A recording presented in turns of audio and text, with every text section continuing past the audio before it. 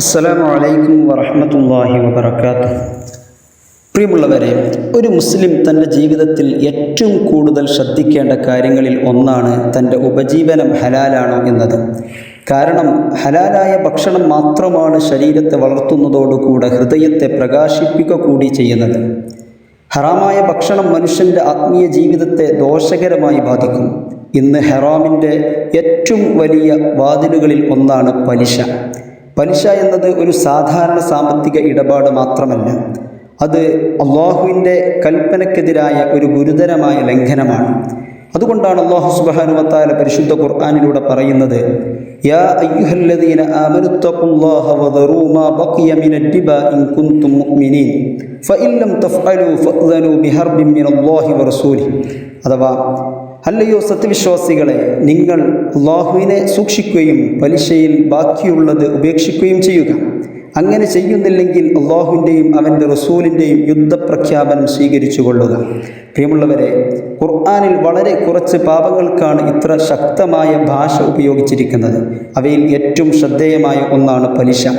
ഇത് പലിശയുടെ ഭീകരതയും അതിൻ്റെ ആത്മീയ അപകടവും നമുക്ക് മനസ്സിലാക്കാൻ മതിയാകും.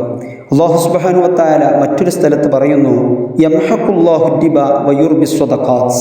അല്ലാഹു സുബ്ഹാനഹു വ തആല പലിശയെ നശിപ്പിക്കുകയും ദാനധർമ്മങ്ങളെ വളർത്തുകയും ചെയ്യുന്നു. പലിശയിലൂടെ സമ്പത്ത് വർദ്ധിക്കുന്നത് പോലെ തോന്നാം, എന്നാൽ യഥാർത്ഥത്തിൽ അതിലൂടെ ബറക്കത്ത് ഇല്ലാതാവുകയാണ്. എത്രയോ ആളുകൾ വലിയ സമ്പത്തും വലിയ വരുമാനവും ഉണ്ടായിട്ടും മനസ്സമാധാനം നഷ്ടപ്പെട്ടവരാണ്. കാരണം ഹറാമായ സമ്പത്ത് മനുഷ്യന് യഥാർത്ഥ സമൃദ്ധിയും മനഃശാന്തിയും നൽകുകയില്ല. ഇമാം മുസ്ലിം റിപ്പോർട്ട് ചെയ്ത ഹദീസിൽ കാണാം, ലഅന റസൂലുള്ളാഹി സ്വല്ലല്ലാഹു അലൈഹി വസല്ലം ആകില റിബ വമൂകിലഹു വകാതിബഹു വശാഹിദൈഹി വഖാലഹും സവാ. പലിശ ഭക്ഷിക്കുന്നവനെയും അത് കൊടുക്കുന്നവനെയും അത് എഴുതുന്നവനെയും അതിന് സാക്ഷ്യം വഹിക്കുന്ന രണ്ടു പേരെയും നബി സല്ലല്ലാഹു അലൈഹി വസല്ലം തങ്ങൾ ശപിച്ചിരിക്കുന്നു. അതോടൊപ്പം നബി തങ്ങൾ പറഞ്ഞു, അവരെല്ലാവരും തുല്യരാണ്. ഈ ഹദീസ് നമ്മെ പഠിപ്പിക്കുന്നത് പലിശയുടെ സംവിധാനത്തെ നിലനിർത്തുന്ന എല്ലാവരും അതിൻ്റെ പാപത്തിൽ പങ്കാളികളാകുന്നു എന്നതാണ്. പ്രിയമുള്ളവരെ, പലിശ ഹറാമാണ് എന്നത് പരിശുദ്ധ ഖുർആൻ, സുന്നത്ത്, ഇജ്മാ എന്നിവ കൊണ്ട് സ്ഥിരപ്പെട്ടതും ഇസ്ലാമിൽ അനിവാര്യമായും അറിയപ്പെട്ട കാര്യവുമാണ്. അതുകൊണ്ട് അത് ഹറാമാണെന്നതിൽ സംശയമില്ല. മഹാന്മാരായ പണ്ഡിതന്മാർ വ്യക്തമായി പറഞ്ഞിട്ടുണ്ട്, കുല്ലു ഖർളിൻ ശുരിത ഫീഹി നഫ്ഉൻ ലിൽ മുഖ്രിളി ഫഹുവ മിനദ് റിബ. അഥവാ, കടം കൊടുക്കുന്നവന് ഒരു അധിക ലാഭം നിബന്ധനയായി വെച്ച എല്ലാ കടവും പലിശയിൽപ്പെടുന്നു. അതുകൊണ്ട് ഒരാൾ 1,00,000 രൂപ കടമായി നൽകി 1,10,000 രൂപ തിരികെ നൽകണമെന്ന് വ്യവസ്ഥ വെക്കുകയാണെങ്കിൽ ആ അധികമായ തുക പലിശയാണ്. ഫിഖ്ഹിൽ ഒരു സുപ്രധാന തത്വമുണ്ട്, അൽ ഇബ്റത്തു ഫിൽ ഉഖൂദി ലിൽ മഖാസിദി വൽ മആനി ലാ ലിൽ അൽഫാദി വൽ മബാനി. അഥവാ, ഇടപാടുകളുടെ വിധി നിർണ്ണയിക്കുന്നത് അവയുടെ പേരുകളല്ല, മറിച്ച് അവയുടെ യഥാർത്ഥ ഉദ്ദേശ്യവും അർത്ഥവുമാണ്. അതുകൊണ്ട് interest, service charge, finance charge, bank profit എന്നിങ്ങനെ പേര് മാറ്റിയാലും യഥാർത്ഥത്തിൽ അത് പലിശ തന്നെയാണെങ്കിൽ അതിൻ്റെ വിധി മാറുന്നില്ല.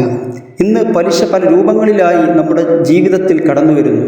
സേവിങ്സ് അക്കൗണ്ടുകളിൽ ലഭിക്കുന്ന പലിശ, ഫിക്സ്ഡ് ഡെപ്പോസിറ്റുകൾ, ക്രെഡിറ്റ് കാർഡ് പലിശ, പരമ്പരാഗത ബാങ്കുകളുടെ ഹൗസ് ലോണ്, വാഹന ലോണ്, വ്യക്തിഗത ലോണ്, വിദ്യാഭ്യാസ ലോണ് എന്നിവ അതിൻ്റെ ചില ഉദാഹരണങ്ങൾ മാത്രമാണ്. അതേസമയം ഇന്ന് ചില ഇസ്ലാമിക ധനകാര്യ ഉൽപ്പന്നങ്ങളും നിലവിലുണ്ട്. അതിനാൽ ഒരു ഇടപാട് ലോൺ എന്ന പേരിൽ വരുന്നു എന്ന കാരണത്താൽ മാത്രം അതിൻ്റെ വിധി പറയാതെ അതിൻ്റെ യഥാർത്ഥ ഇടപാടിൻ്റെ രൂപം എന്താണെന്ന് പരിശോധിക്കേണ്ടതുണ്ട്. പ്രിയമുള്ളവരെ, ഇന്ന് ഏറ്റവും കൂടുതൽ ശ്രദ്ധിക്കേണ്ട വിഷയം പലിശ അടിസ്ഥാനത്തിലുള്ള വായ്പകളാണ്. ഒരു വീട് കൂടുതൽ ആഡംബരമാക്കാൻ, വലിയ വാഹനം സ്വന്തമാക്കാൻ, സാമൂഹിക പദവി ഉയർത്താൻ, മറ്റുള്ളവരെ അനുകരിക്കാൻ പലരും പലിശ വായ്പകളിലേക്ക് പോകുന്നു. എന്നാൽ ഒരു മുസ്ലിം മനസ്സിലാക്കേണ്ടത് ആവശ്യവും അത്യാവശ്യവും രണ്ടാണ്. മഹാന്മാരായ പണ്ഡിതന്മാർ പഠിപ്പിക്കുന്നു, പലിശ അടിസ്ഥാനത്തിലുള്ള വായ്പ എടുക്കുന്നതും കൊടുക്കുന്നതും ഹറാമാണ്. ഫുഖഹാക്കൾ അൽ ലറൂറാത്തു തുബീഹുൽ മഹ്ദൂറാത്ത് എന്ന തത്വം പറഞ്ഞിട്ടുണ്ട്. എന്നാൽ ലറൂറത്ത് എന്നത് ഓരോ വ്യക്തിയും സ്വന്തമായി തീരുമാനിക്കാവുന്ന ഒരു വിഷയമല്ല. മതം, ജീവൻ, ബുദ്ധി, വംശം, സ്വത്ത് എന്നീ അനിവാര്യ ലക്ഷ്യങ്ങൾ ഗുരുതരമായി അപകടത്തിലാകുന്ന സാഹചര്യങ്ങളെയാണ് ഫുഖഹാക്കൾ ലറൂറത്ത് എന്ന് വിശേഷിപ്പിക്കുന്നത്. അത്തരം സാഹചര്യങ്ങളിൽ പോലും അനുവദിക്കുന്നത് ആവശ്യത്തിനനുസരിച്ചുള്ള പരിമിതമായ ഇളവാണ്. സാധാരണ ജീവിത സൗകര്യങ്ങൾക്കുള്ള പലിശ സമ്പദ് വ്യവസ്ഥയെ മാത്രമല്ല ആത്മീയ ജീവിതത്തെയും നശിപ്പിക്കുന്നു. ഹറാം സമ്പത്തിൽ വളരുന്നത് ഇബാദത്തിൻ്റെ മാധുര്യം കുറക്കും. പ്രാർത്ഥനകൾ സ്വീകരിക്കപ്പെടാതിരിക്കാനുള്ള കാരണങ്ങളിൽ ഒന്നായി നബി സല്ലല്ലാഹു അലൈഹി വസല്ലമ തങ്ങൾ ഹറാമായ ഉപജീവനത്തെ പരാമർശിച്ചിട്ടുണ്ട്. ചില ഹദീസുകളിൽ പലിശയുടെ ഗുരുതരാവസ്ഥ വ്യഭിചാരത്തേക്കാൾ കടുത്ത പാപമായി ഉപമിക്കപ്പെട്ടിട്ടുണ്ട്.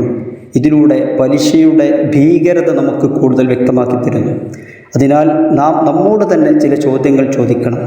എൻ്റെ വീട്ടിൽ വരുന്ന സമ്പത്ത് ഹലാലാണ്? എൻ്റെ ബിസിനസ്സിൽ പലിശയുടെ അംശമുണ്ടോ? ഞാൻ എടുത്തിരിക്കുന്ന വായ്പ അല്ലാഹുവിൻ്റെ കോപത്തിന് കാരണമാകുന്നു? ഇന്ന് തന്നെ നാം ഒരു തീരുമാനമെടുക്കണം. പലിശയിൽ നിന്ന് കഴിയുന്നത്ര അകന്നു നിൽക്കുക, ഹലാലായ മാർഗങ്ങൾ അന്വേഷിക്കുക. കടം വാങ്ങേണ്ടി വന്നാൽ ആദ്യം പലിശരഹിത മാർഗങ്ങൾ പരിശോധിക്കുക. മക്കൾ ഹലാലായ ഉപജീവനത്തിൻ്റെ മഹത്വവും പലിശയുടെ അപകടവും പഠിപ്പിക്കുക. കാരണം ബറക്കത്തുള്ള ചെറിയ ഹലാലായ സമ്പത്ത് പോലും ബറക്കത്തില്ലാത്ത വലിയ ഹറാമായ സമ്പത്തിനേക്കാൾ ശ്രേഷ്ഠമാണ്. അല്ലാഹു സുബ്ഹാനഹു വ തആല നമ്മുടെ സമ്പത്തിലും കുടുംബത്തിലും ബറക്കത്ത് നൽകട്ടെ. പലിശയുടെ എല്ലാ രൂപങ്ങളിൽ നിന്നും നമ്മെ സംരക്ഷിക്കട്ടെ.